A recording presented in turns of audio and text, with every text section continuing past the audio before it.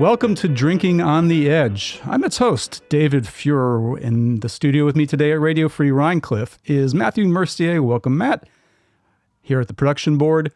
It is a lovely November afternoon here in the Hudson Valley of New York. Today we are investigating, researching, sipping, and learning about what is natural wine.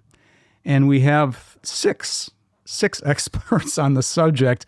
The largest number of guests we've had here on Drinking on the Edge, 3 from the on-premise retail sector and 3 who are vintners going to be talking to us. But first, let's hear from our wine bar and restaurant folks. Hello, my name is Jesse Kirkpatrick. I am the Director of Customer Experience and Wine Buyer at a locally owned shop here in Atlanta, Georgia called Elemental Spirits Co. We focus on small batch spirits and wines. Mostly our overarching story is products made with intention by good people. Thank you, Jesse. And I am Femi Oyediran. I'm the co-owner of a wine shop and wine bar in Charleston, South Carolina. We focus on basically wine. We're a hybrid concept between retail and on-premise. So we get to play both parts. And we got here in Charleston. Thank you, Femi. Nik Wells here. I'm co-owner of Webster Wine Bar in Chicago, Illinois, Logan Square. We opened up in 1994, so we're celebrating our 30th anniversary just at the end of this month. And we're a nice neighborhood restaurant, wine bar. And I guess we focus on natural or minimal intervention wines. A little bit of a side note here, Chicago being the place of my birth, I spent the 90s there cutting my teeth early in my career. And I was there for the opening of and the support of the early years of Webster Wine Bar. I really enjoyed myself there, took part in a lot of good times, a lot of promotional events that I worked at and all that, and for various types of wines. So a lot of good memories there with Webster Wine Bar in Chicago.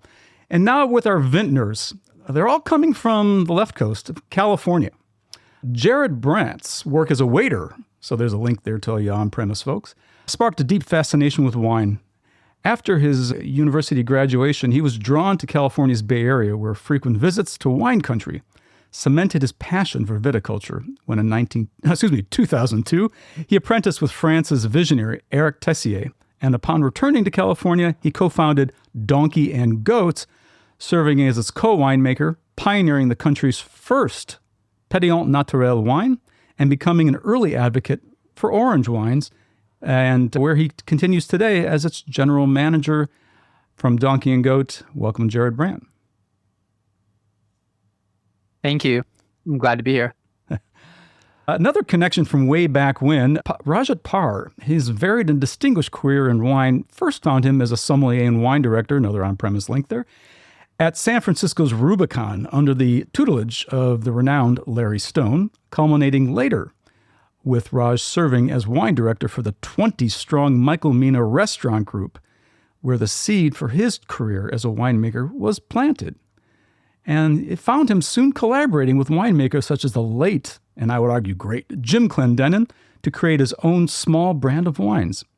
His vineyard and winery collaboration with Sashi Moorman of Domaine de la Côte, Sandy, and Evening Land continues, but most recently he founded Phelan Farms to farm and make the wine, focusing upon regenerative agriculture and natural winemaking. Welcome, Raj. Thank you. Good to be here.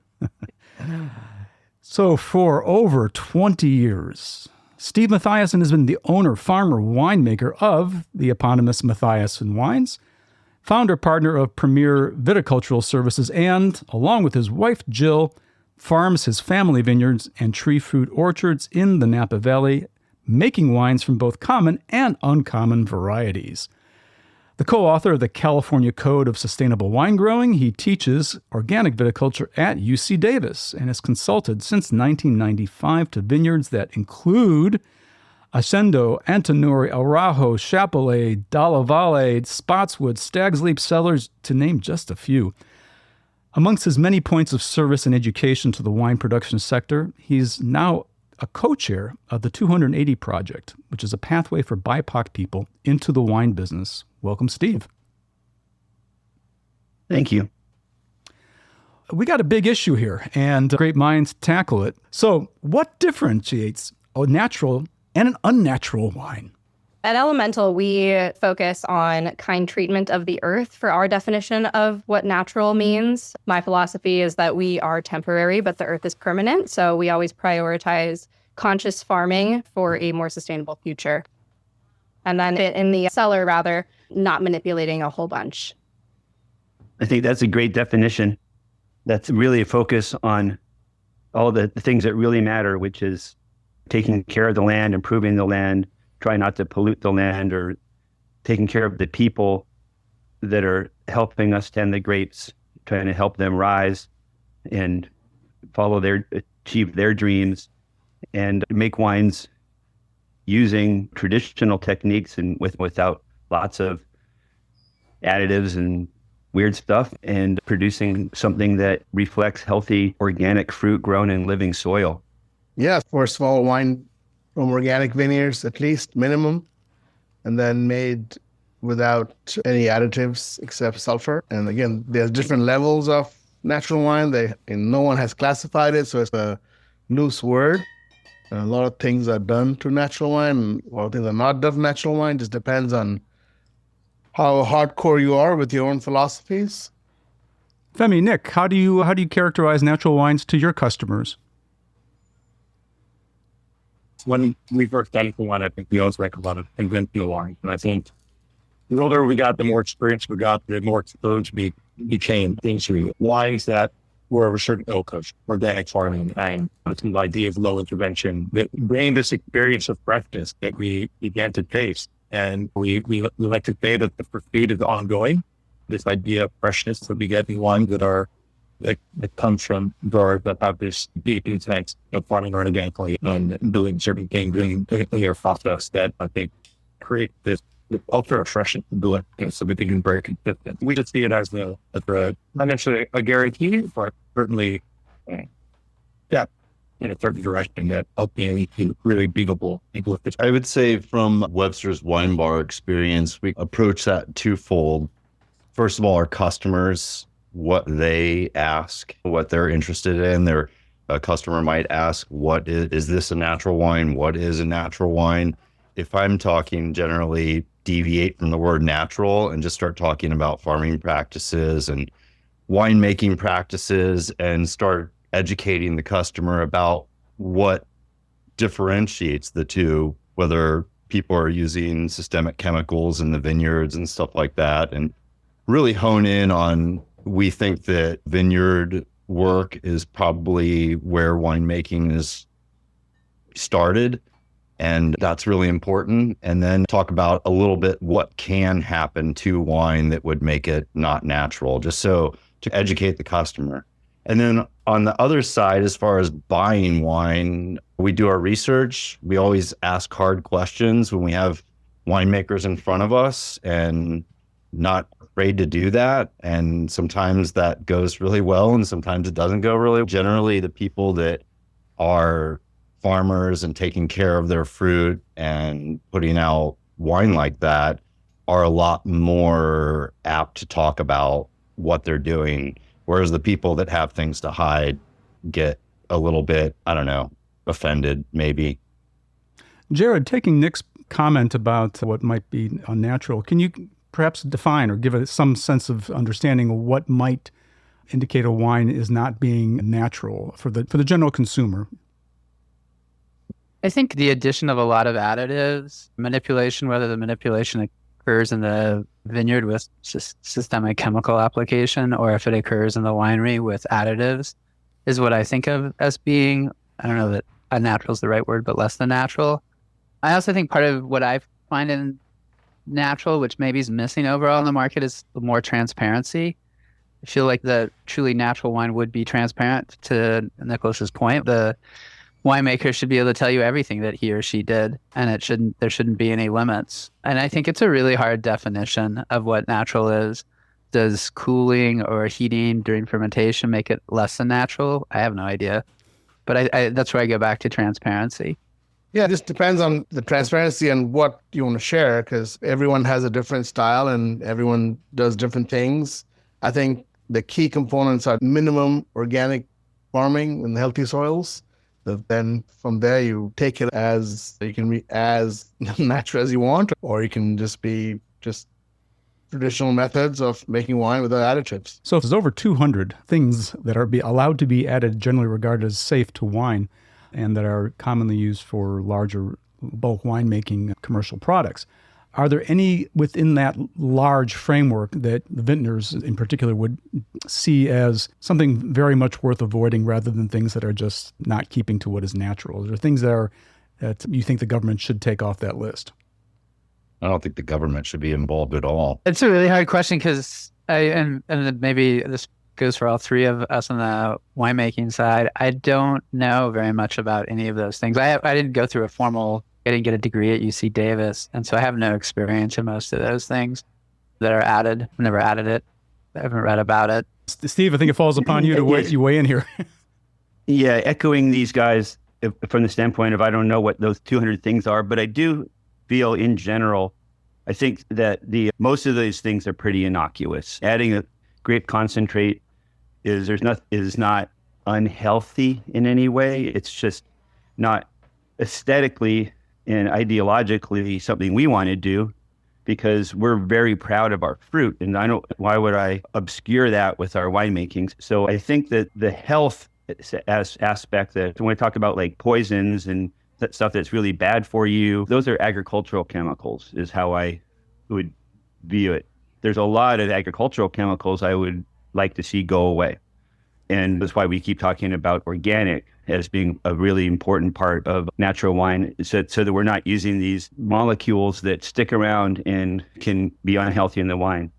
So to me, that's the focus. And most of the wine additives, a little concentrate or some kind of oak chips, it's not like it's more, I think, more of an aesthetic kind of decision. And what kind of choices do you want to make as a winemaker in terms of how you want to express the beauty of the fruit? So I think a base point we're looking at here is that a natural wine must be 100% organically grown and vinified with a minimum of sulfur added to stabilize it and to preserve it. Are there any baselines here that we need to adhere to, or is this pretty much where we go from there in terms of defining what is makes a wine natural? I guess there's no real baseline. I think it depends on individual. Keep it drinkable. That's the first one. Make sure it represents the place and the variety, hopefully. I'm curious about our retailers here. To what extent do you endeavor that your wines be natural? To what lengths do you go to research that, querying the salespeople who call upon you, web searching, whatever? Is this something that your customers really demand and expect of you to keep on top of? For us at Elemental, we have a very engaged and curious, but sometimes uninformed customer base. And to their credit, they are interested, but there's not a lot of information widely available at the consumer level about this topic that will allow them all of the tools that they need to navigate that whole conversation. Nothing hits the shelf that is not at a bare minimum sustainably farmed. And then as far as manipulation is concerned, I try to gravitate towards as little manipulation as possible. And I feel confident in saying that probably 80% of our shelf falls into that category. But I also want wine to be accessible to people. And sometimes that takes wines into a price point that does not fit for everybody. Some sacrifices are made here or there so that everybody can participate in this community and this culture and as an entryway to the education. Femi, Nik, any perspective on that? I concur with a lot of what Jesse said, and I think we find a lot of similarities in terms of the way we approach curating our retail shelves and our collections. And the one thing I'll add, I had a unique conversation with guests I did a tasting for a few weeks ago, and we ran through a few really tremendous wines actually that we sell in our shop. And at the end of the conversation, and this is something that I did during a date, and one of the questions I was asked is, how do I find these wines where I live? And I really believe into our role as a retailer that you find a retailer who can make these decisions for you. I don't really think it's necessarily up to the consumer to have this that they'll be very good for what it's not. But I certainly think that if you find small stores and businesses that certainly have an ethos in terms of what they bring in, then a lot of those decisions are already made for you. There's a certain confidence that a lot of my customers get when they come into my store because they know these are the considerations I've made in terms of the wines that New Yorkers then and want them to think about. So I think the conversation already begins from that perspective, that guarantee. And I think that makes it a lot easier for us to do what we do to get people the door happy. We have a lot of the same experience as far as I think people trust what we put on our shelves or in the wine bar. I was thinking about this the other day because I get calls often, a lot of times from like family and friends back home and stuff like that, where they're in some random wine shop, and they're like, oh, help me. They're calling me. They're like, what should I get here? And I try to figure out what they're looking for. And a lot of times what they're asking for is like, man, when we were drinking with you, when we were drinking the wines that you guys drink, we always feel a lot better. And that's what we're looking for. It's a lot of times it's not necessarily a wine or anything like that. It's the end result of how they felt about it after. And I think that's a really good indication that they're drinking quality stuff that's not going to make them feel bad if they don't drink too much alcohol. Do you reckon there's a noticeable difference in the way one feels drinking a wine that's more naturally produced than one that's less? I think so.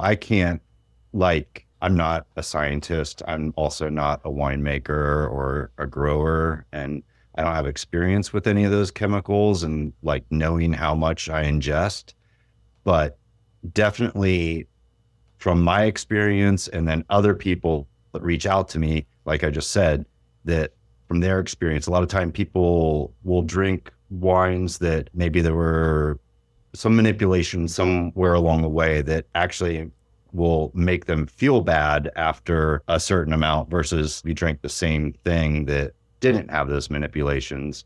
And we're talking about like the next day, I think. I totally agree. I have lots of, I think when you're drinking clean wine, if natural wine is considered clean wine, the next day the alcohol obviously has an impact. But outside of the alcohol, I find some wines, like occasionally I have a bottle that I know a little bit about the manipulation, and the next day I tend to feel it more. And I think it can even be from some of those innocuous ingredients, but that they're just the reaction your body has to them because of the levels that were added may have an impact on how you feel the next day. Does any of that play a part in your customers' concerns when buying wines tagged with being natural? What percentage do you reckon throw this out as a motivating factor for them buying a wine that's natural? We experience that quite a bit in our shop. People come in all the time saying that maybe they've had an organic or a natural wine, whatever their definition is, somewhere else, and that they felt good the next day. And so they ask us to point them to something similar in our shop. And I always say they can feel confident with just about everything. But yeah, it happens pretty regularly. Raj, I would presume that in your long ago but vast experience on the floor, you would have encountered something of this in your role there. Of course, 20 years ago, there was no word called natural wine. All wines were considered natural or not. I started drinking more natural wine maybe mid-2000s, and then eventually it became mostly and only natural wine. And sometimes when I do have something that is not, I definitely feel it more. Maybe it's age plus that. I don't know. But there is even a few glasses can linger the next day. There's also, I think, within the general body of natural wines, folks that sort of comes along with folks not picking super ripe, thinning the crops down too much and picking super ripe and shooting for a lot of extraction and creating these really heavy, high alcohol wines that can be really hard on your system. There's a sense of restraint in terms of how ripeness levels and extraction that I think is part of the general ethos that really helps with the way the wine hits you, because there's so much more to it than just alcohol. There's only so much tannin and phenolics that our body can process as well, and that it all ties together. Steve, I'm curious, you have a good number of clients with really great reputations. To what extent does the issue of naturalness go into your consulting services to them? Is this something they ask you directly of, or is there specific techniques that you apply to allay them of any concerns if their customers in turn are wondering about this theme? Yeah. So my consulting is on those clients. Those are all vineyard clients. And so they're going to make their own harvest decisions and their own winemaking decisions, and it isn't totally independent of me. But on the vineyard side, for sure, organics is a really big part of it. A number of people over the years, if they have hired me to try to help them convert to organic, or they're already converted and committed to organic, but they want to solve problems within their organic farming, because it's a little trickier, obviously, because the pesticides work. And so if we're trying to farm organically, we have to figure out how to plant companion plants that host beneficial insects, or with cover crops and compost and solve fertility, or there's just lots of organic ways of dealing with things that work really well. And I really think that the organic farming in vineyards vines are more resilient, in my opinion, to heat and require less irrigation, and it works really well. But a lot of my work is on the vineyard side. So you have some of them have been, like Isley Vineyard has been organic since the 80s. And so they've always been committed. The new owners, the two are still very committed to keep to the organic history on that vineyard. So they were organic long before I've been there for about 15 years or something, long before I was there. They're trying to make wine at a very high level, and they believe that with organic farming, the fruit's going to be better quality and require less work in the cellar. It'll turn into wine more readily on its own. So it's not a fringe idea. These are some of the top wineries in the world believe that they're going to make better wine with organic farming. And when you're working at a high level, no one wants to be manipulating their wines, right? At the high level, they would rather that the wine doesn't require manipulation. No one sets out to do that, and that's where the farming comes in. All of our vintners were kind enough to send a sample or two of their wines, and I've just pulled the cap on a Donkey and Goat Lily's Pet Nat, a sparkling Chardonnay from Anderson Valley in Mendocino County. And I want to thank you, Jared. I've had, unfortunately, too many pet nats where they just froth up and out of the bottle really quickly. And even after being jostled around in my car coming here to the studio, this one, I pulled the cap and there was none of that. Thank you. Lily is my 13-year-old, so it was named after her. It's a delicious wine. Since you were an innovator. Maybe I was first in America, but a French friend gave me his recipe effectively, and I started experimenting with that. I think wine should be delicious, and that's one of the reasons I was interested in Pet Nat. I drink a lot of sparkling wine. I love champagne, which are not very natural based on our definition of natural that we talked about. And I think it fits in. I think it's a good entry point for people into the natural wine world.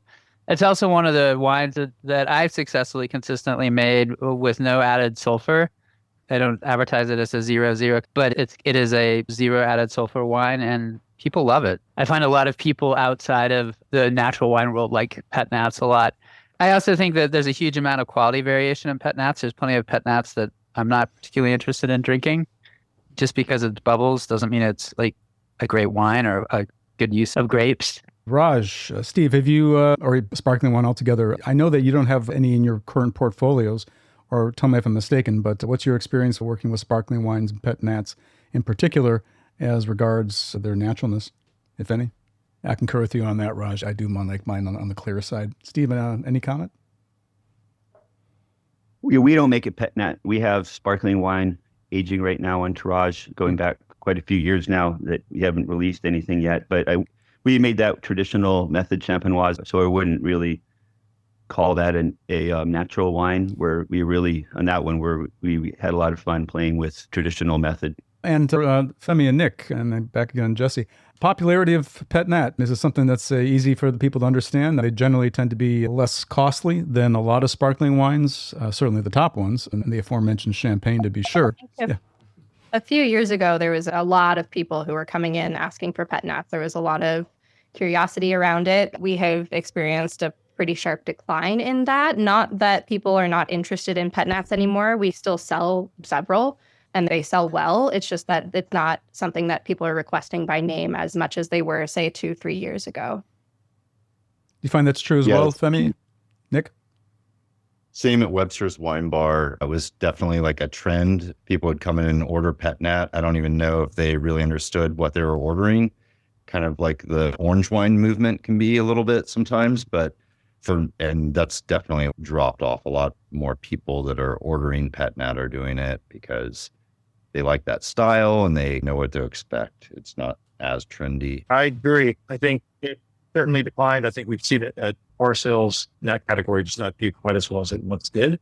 But retail, it's mixed bag. I think for me, when I think about pet net, I think a lot of the pet nets that we sell are somewhere between $20 and $35 retail. And when you think about that as a category for sparkling wine, it's a pretty user-friendly range for a lot of people who are trying to buy sparkling wine. And I think this perspective of traditional sparkling wines is fun and delicious. And we have many of those in addition to champagne, which I'm sure we've all experienced champagne gone up in price. So I think that if you're trying to do something as an outlier from your traditional bread, pub, etc., and you don't want to spend over $40, it's still an interesting category that I think still pretty does well retail, but maybe I think for us as an on-premise category, we don't maybe do it much anymore, but we do still see people who grab lots of bottles of pet nat for the weekend or for celebrations, etc. A curiosity or vintners, do you find certain categories of wines, red, white, sweet, dry, sparkling, rosé, whatever it may be, are more, in terms of making them in a natural way, are there categories or styles that are more prone to destabilization? And I'm saying this as I'm beginning to pour the two red wines I've already opened, the Donkey and Goat Pinot Meunier and the Autremont Phelan Farm. I have to admit to having opened these a couple of days ago with some reheated, slow barbecued rib that I had, and they were both fantastic with it, guys. I'm going to say by the quality of the grapes. If the grape of the vineyard had a good year, and I'm not even going to say the vineyard, the team managing the vineyard, but the vineyard itself has a huge impact, I think. If you have very clean grapes coming in, you end up with more stable wine. If you have grapes coming in that are just of lesser quality, what could be bird damage, it could be shriveling, and then I find it a lot harder to make something stable. White wine without sulfur, other than sparkling, I've seen some success. I agree. I also think of a place where you can make wines. I'll give you an example. We make wine in Cambria, which is not at all a well-known place for grape growing. There's only 3 vineyards there. I farm 2 of them. And our pHs are super low. So I think that directly relates with the less or no use of sulfur. We made wine now 3 years with no added sulfur at all. And they're pretty stable. Like that Autremont you have that has never had any sulfur in the vineyard or in the cellar. I'm not saying that's the right way to do it, but that's just, it works in Cambria. But we buy some grapes from other places around and we usually add some sulfur at bottling, but just depends. But I think the pH definitely plays a big role in the stability of the wine. Steve, what's your take on that? Yeah, I would agree with that completely. And it's quality really makes a big difference. And for any wine, having the balance there, the pH, the nutrients for the yeast being in balance, it just makes it a lot easier to make wine. So I'm curious, from anybody's perspective, has this recent trend for natural wines impacted other wine sectors that you're aware of? Is it moving the needle towards more interest in production of natural wines? Is there a spillover effect, shall we say, from food to wines? Wine people are much more interested in their food being organic, and now it's come to wine. Is there any feedback one way or the other from your customers about this? I would say, speaking back to what we were talking about before, healthy people are definitely concerned with not putting stuff in their body that's going to cause or make cancer grow faster. I think a lot of those additives are associated with that. And then I think a lot of people that are interested in food like the accompaniment, and they like to use something that is going to match the food. If they're buying high quality stuff, whether it's organic or not, they're probably going to want high quality pairings as well. So I also want to say, I thought it was really cool that Jared brought up champagne earlier, because I think probably everybody here in the podcast enjoys champagne, but it is this weird oxymoron in the wine world, or if we're going to talk about natural wine, that is something to be discussed, I believe. There's these big producers that are biodynamic farming and organic farming, and the farming practices have changed a lot in the region recently because of the natural wine movement and natural grape growing movement. But at the same time, it's a really manipulated wine, no doubt about it. And wonder what everybody thinks about that, or what everybody's impression of that is. While our colleagues here weigh up their responses, I'll never forget my first visit to the Champagne region. I was so excited. And one of the things I discovered was this abundance of disposed of trash that was worked into their soil. And I was like puzzled, and I would ask the vintners about this very politely. Of course, I didn't wish to offend them. And it turns out that post-World War II was just the way to do it. That I guess the French authorities said to the Parisians, yeah, we'll ship your trash out to the vast vineyards in Champagne, not so far from you there. And that's where they ended up. And they just figured, okay, it's trash, and they'll just till it back into the soil, and it'll help grow the grapes. Meanwhile, these plastics and pieces of metal continue to be in the soil. We're always learning, right? We're always learning. That was this different era, and now they're living with the consequences. And so much of stuff we do in the vineyards, we live with the consequences. That's why our goal, even with organic, our goal is we try not to add anything to the vineyards. We only add compost when we are trying to convert to organic typically, but we rarely add compost. It's about just cover crops and grow your stuff on site. And if we can figure out how to grow grapes without bringing anything in, that's the ultimate. And that's biology do the work for you. That's the goal. Circling back to Jared's comments about Champagne, anybody want to jump in there? The complexity of Champagne and our shared appreciation for yet the conflict that exists in it being an inherently manipulated wine. Yeah, when you make sparkling wine, everyone adds the same yeast, 118, and then you have to dissolve some or whatever sweetening sugar, or other people use honey and whatever else for the second fermentation. So you have to dissolve that in a little bit of water, or you can make a mixture with the juice.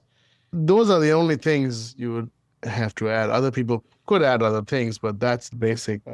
And then some people might also filter or not filtered, because filter it, your bubbles are smaller. So that's, yeah, I mean, it's not, I mean, it is manipulation for sure if you add yeast, but that's the whole region does it, even organic producers. There are a few people who try to do second fermentation with frozen juice or saved juice. Like Stefan Tissot is a good example in the Jura. He freezes his juice and uses that for his second fermentation, which is, well, I think there is some kind of regulation in Champagne maybe to use that, but I don't know. A lot of this goes back to transparency. Like, I think yeast and some kind of sugar to feed the yeast is not such a bad thing. One of the things I have read a little bit about is lots of people add riddling agents, and that has a little bit scarier of a material safety data sheet. I've actually read that one. So I think that transparency, not everybody does that. I think would be interesting to know who doesn't, and if it has any, back to what we were talking about earlier, impact on the next day, how you feel. As we wind down here, and I'm having a sip of Steve's 2021 Napa Valley Cab, which I understand Jesse may have at hand as well there in Atlanta, it's worth asking, how can natural wine be more clearly defined, or is this a fool's errand? And what more can we share with our colleagues to help the general public understand and help us to proffer wines that are more natural? I was just going to say, sometimes I feel like the natural conversation can be a little bit too dogmatic. I think we zoom in too much and fret over things that are not necessarily important. For example, I'm never going to advocate for champagne to disappear because there's a little bit of added yeast. That does not bother me in the slightest. So for me, it's about, I'm glad that we're having the conversation, and I'm glad that customers are engaged in the conversation, and that we can talk more openly and readily about farming practices and how important it is to take care of the earth and make sure that we can continue farming and making good wine into the future. And now I would like to have that conversation about how wine is inherently an agricultural product, and that labor should be part of the conversation as well. So that's the direction I would rather have the natural wine conversation go into, is sustainability is a more holistic lens and not necessarily about whether or not we're adding some yeast when it's necessary, as long as we're doing so with good intentions. I agree. Expanding the conversation with our customers so it's not this dogmatic thing, and explaining to them that there's a lot more that goes into it than just saying, oh, it's natural or not natural. We're all from this universe. It's all part of nature or whatever. But you can, I think just steering away from that word and start talking about the other things like farming and labor and winemaking, and explain a little bit about what all goes into it. I think that's great. It's because it's one of the great things about the concept of natural wine is that it is a little anarchistic, right? And so it's the collective of people.